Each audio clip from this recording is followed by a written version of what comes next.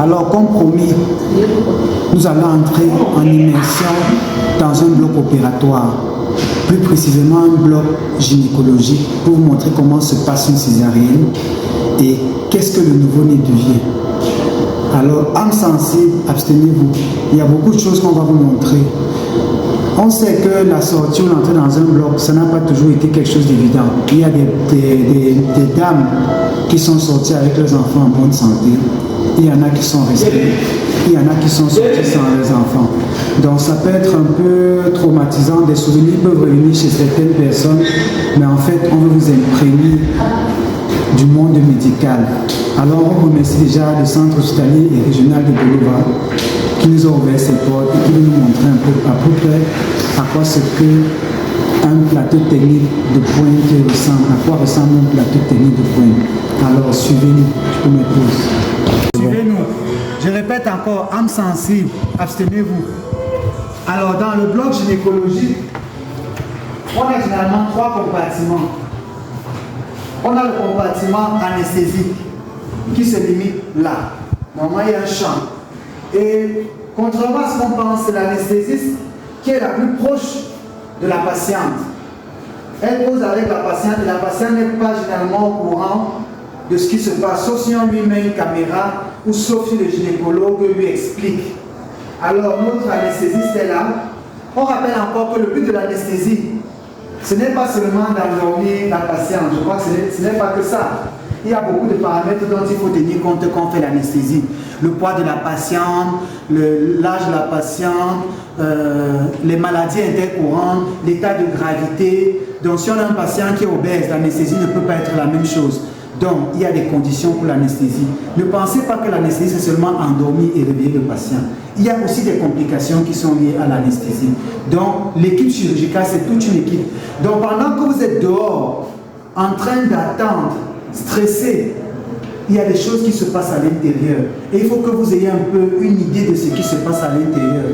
Alors comme vous pouvez le voir, on va demander à l'anesthésiste de nous expliquer assez rapidement ce qu'on a là comme appareil, à quoi ça sert. Nous avons le moniteur qui permet de prendre les paramètres du patient et on a la machine d'anesthésie qui permet de ventiler le patient en cas d'anesthésie générale. Ok, donc pour les types d'anesthésie, on nous avait compris, elle a dit subtilement, on a des anesthésies générales et on a des anesthésies locales ou loco-régionales, dont l'arraché-anesthésie.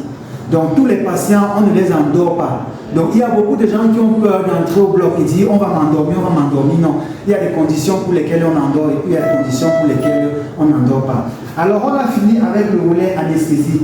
Maintenant, généralement on pense que le héros de l'histoire, c'est le chirurgien. Parce que c'est le chirurgien qui sort là tout charismatique. Et il sort et dit, bon, on a fini l'opération, tout s'est bien passé. Donc, je suis avec mon confrère, le docteur Bissaï, qui est le chirurgien. Il prend souvent les éloges pour nous, donc vraiment, mais...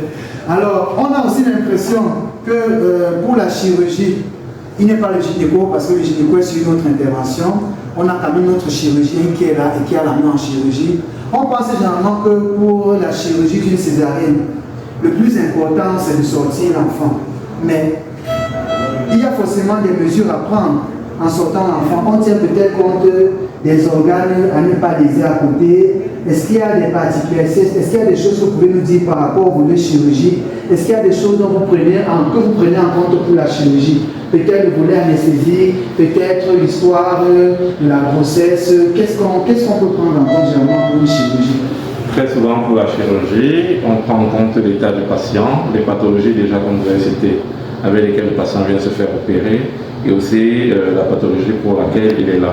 En plus de cela donc, il est important de tenir compte de tous les organes de voisinage qui sont là et de travailler en collégialité avec toute l'équipe, parce qu'on n'est pas seul. Le but n'est pas juste d'extirper la maladie ou alors dans le cadre des césariennes de donner naissance à ce joli bébé.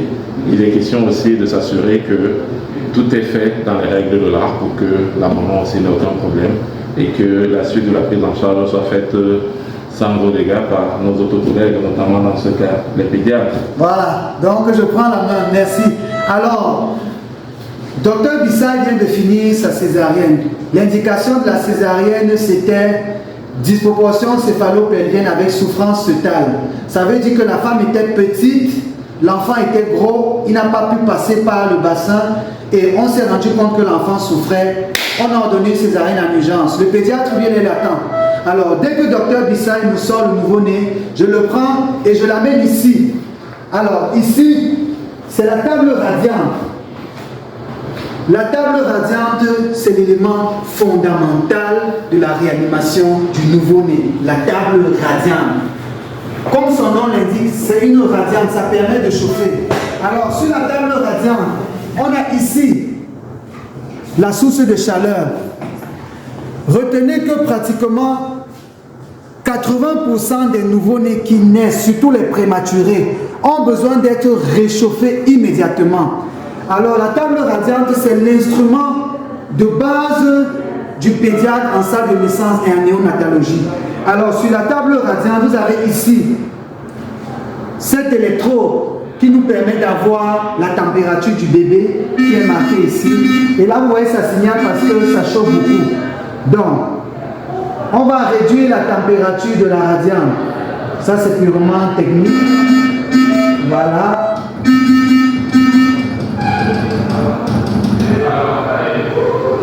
Voilà, c'est validé.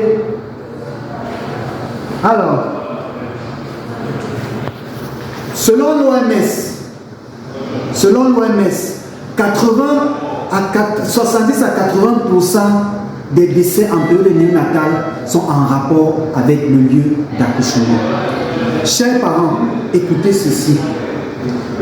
On n'accouche pas d'un enfant prématuré dans n'importe quel hôpital. On n'accouche pas d'un enfant prématuré dans un centre de santé. Je le dis comme ça, on va se dire, mais le docteur là, qu'est-ce qu'il raconte? Je vous explique pourquoi. Quand ce prématuré naît, il a des problèmes pour réguler sa température. Il faut le réchauffer rapidement et prendre la bouteille de chaud, mettre à côté. L'envelopper parfois, ce n'est pas suffisant. Vous allez voir parfois quand le nouveau-né naît, on le prend, on le met sur une paillasse métallique comme ça. Les paillasses métalliques comme ça absorbent beaucoup la chaleur. Donc poser l'enfant sur une paillasse métallique, ça va absorber encore toute la chaleur et le cœur ne va pas démarrer, les poumons ne vont pas démarrer.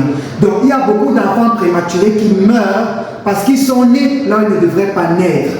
Est-ce que tous les hôpitaux ont une table radiante? Non. Mais au moins on a l'obligation, le devoir de vous dire ce qui doit être correctement fait. Alors, quand le gynécologue me remet le nouveau-né, je l'assèche rapidement et je change de neige. Et cette table radiante est déjà allumée pour me permettre de faire la réanimation. Donc, voici le cadre idéal pour faire la réanimation néonatale. Ici, c'est une lampe de photothérapie. On n'en a pas besoin pour le moment. Mais si on a un enfant qui a un ictère, on le met sur la lampe de photothérapie. On va revenir sur l'ictère néonatal. Ici, nous sommes au bloc opératoire. Et c'est le bloc gynécologique. Donc, après que le gynécologue obstétricien ait extrait le nouveau-né, moi, pédiatre, je le reçois ici, au bloc opératoire.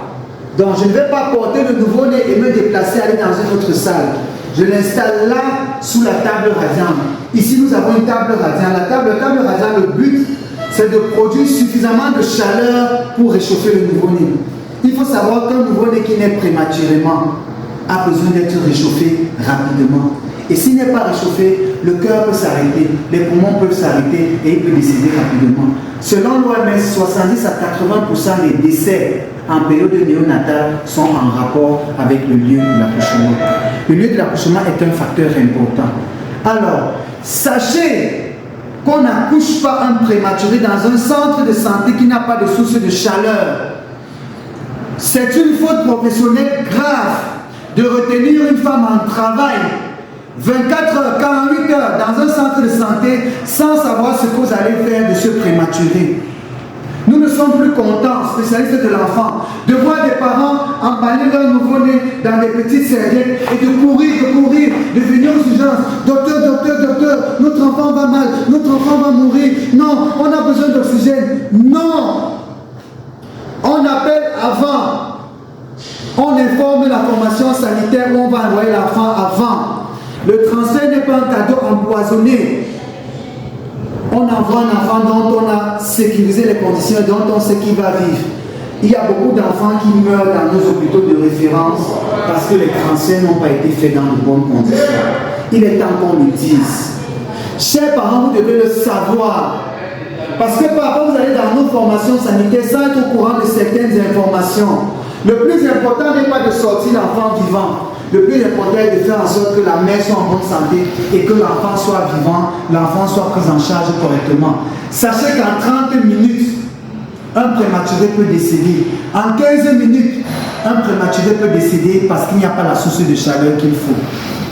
Donc pendant que vous accouchez cet enfant dans un centre de santé à New-Bell et que vous prenez l'enfant dans le taxi sur la moto pour aller à l'hôpital de la Quintini, pendant ce trajet, cet enfant peut mourir.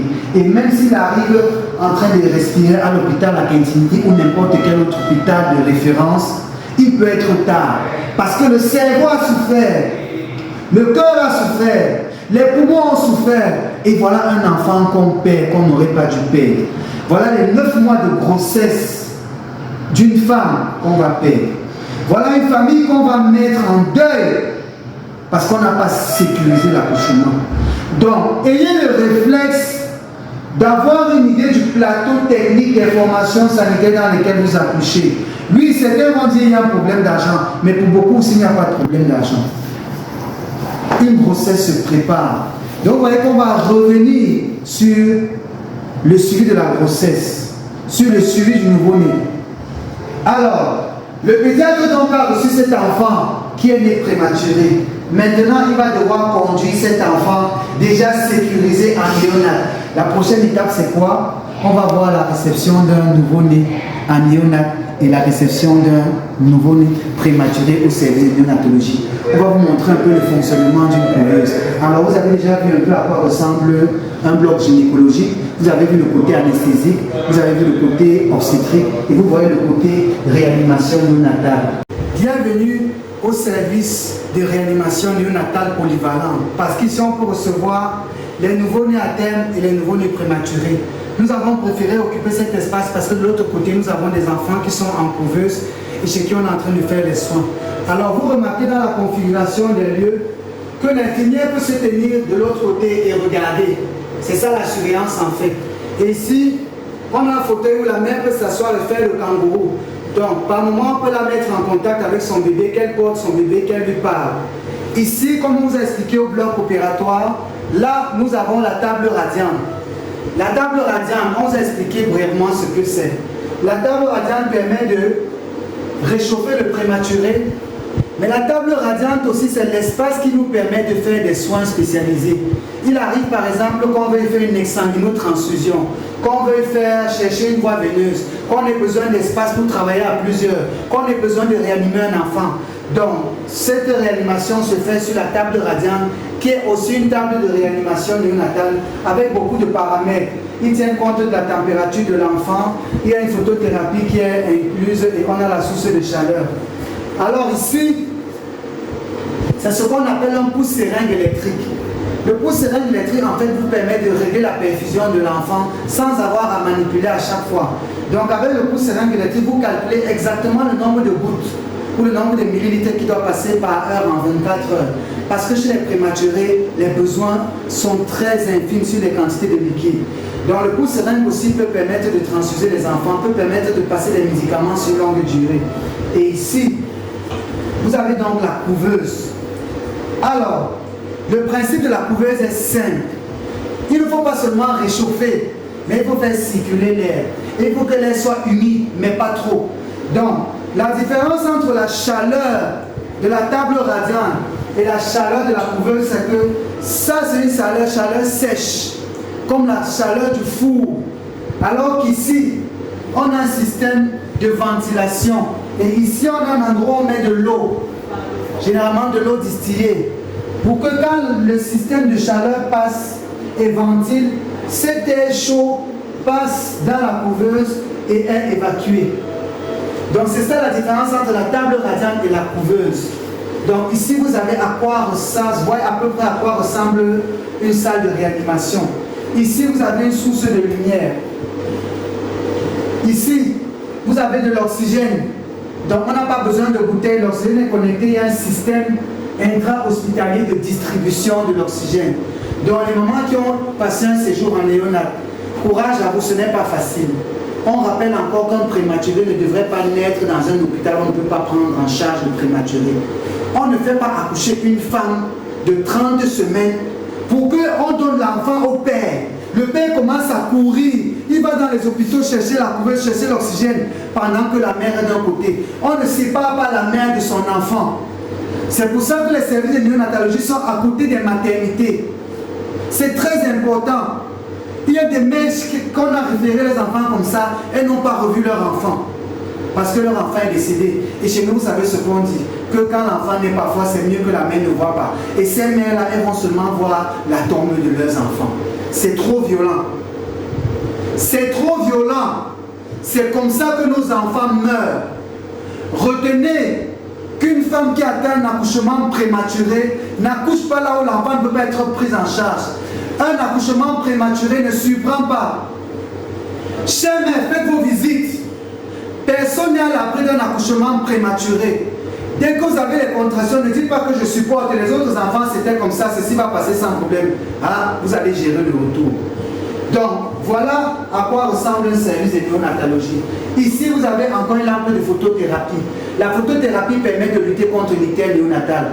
Donc, quand on se rend compte que l'enfant commence à devenir jaune, n'écoutez pas les histoires qu'on dit qu'on va mettre l'enfant sous la lumière du soleil là.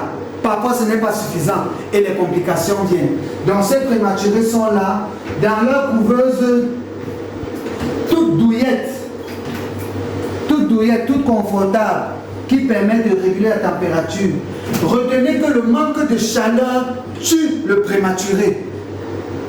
Oui, le manque de chaleur tue le prématuré. Certains vont dire, laissez-nous les histoires des blancs là. Avant, mettez les bouteilles. Ça ne fonctionne pas. On est des enfants qui ont été brûlés à l'eau chaude. On est des enfants, la température était trop forte. Donc vous voyez qu'ici, la surveillance est optimale. Ailleurs, il y a des détecteurs de mouvement. Parce qu'il y a certains prématurés qui oublient de respirer. Le prématuré reste, il oublie de respirer. Donc il faut des détecteurs de mouvement et parfois des petites simulations pour que le prématuré se réveille. Donc normalement, cet espace devrait correspondre à un enfant. Est-il possible d'avoir tout ça dans tous les hôpitaux, même dans les meilleurs pays du monde? Non. Donc, chère mère, toi qui as regardé cette vidéo, je veux que les mères qui ont perdu leurs enfants prématurés là viennent confirmer ce que je dis. Si je manque, elles viennent dire que je suis en train de mentir. On perd beaucoup. Sachez que les grands prématurés, même dans les bonnes conditions comme ça, un enfant de moins de 30-32 semaines, il a autour de 30 à 40% de chances à s'en sortir. Vers une semaine, on a autour de 20% de chances. Donc parfois, malgré tout ça, malgré les professionnels qualifiés, ça peut ne pas être suffisant pour sauver un enfant prématuré. Donc, faites vos consultations prénatales. Je n'ose pas parler des coûts, parce qu'il y a un coût. Vous voyez, il y a l'oxygène, il y a la radiane, il y a la couveuse, il y a tout ça, il y a les soins, il y a les médicaments. Même si on veut aider, même si on a ce système de santé qui prend en charge, même s'il y a quelqu'un qui paye, ce sera lourd, ce sera très lourd. Alors je vous ai fait visiter un service à la pointe en ce qui concerne le bloc opératoire, l'obstétrique, la néonate et les prématurés. Nous sommes au centre hospitalier et régional des Bolova. On souhaite juste que toute la population de la ville profite de ces soins de qualité. Les spécialistes sont là, le pédiatre, le gynécologue, le chirurgien, le radiologue, l'interniste, les médecins généralistes, les biologistes. Donc vraiment, et les coûts sont accessibles. Ici, je me suis rendu compte que les coûts sont pratiquement les mêmes que ceux d'un hôpital du district. Donc, quand je vois ça, je suis content. Quand je vois cette couveuse, je suis content. Quand je vois cette radiante, j'ai envie d'appeler mon bébé. Il ne faut pas que le bébé dans la vraie vie se fâche qu'elle m'entende appeler cette radiante mon bébé. Donc voilà, on a fait un peu le tour. Voilà la contribution que je pouvais faire. En fait, cette vidéo, c'est vraiment pour... je la fais pour tous ces parents qui ont perdu un enfant prématuré, soit par absence de couveuse, soit par absence d'oxygène, pour tous ces enfants qui n'ont pas pu voir leurs enfants, pour tous ces parents qui n'ont pas pu voir leurs enfants sourire, pour toutes ces mères qui n'ont pas pu porter leurs enfants, pour toutes ces mères qui vivent dans le chagrin parce qu'elles ont perdu un enfant. Recevez cette vidéo comme une contribution pour nous les soignants, pour apaiser vos souffrances. retenez encore que le meilleur traitement, c'est la prévention. Faites une consultation prénatale, faites suivre vos enfants. Au moindre souci, hôpital, le moins cher est cher. Merci encore au directeur du centre hospitalier régional d'Egolova, Dr Ekono, qui nous a ouvert ses portes, qui nous a permis de vous expliquer de façon un peu terre à terre comment est-ce que ça se passe dans un service de l'humain. On se verra prochainement pour la suite.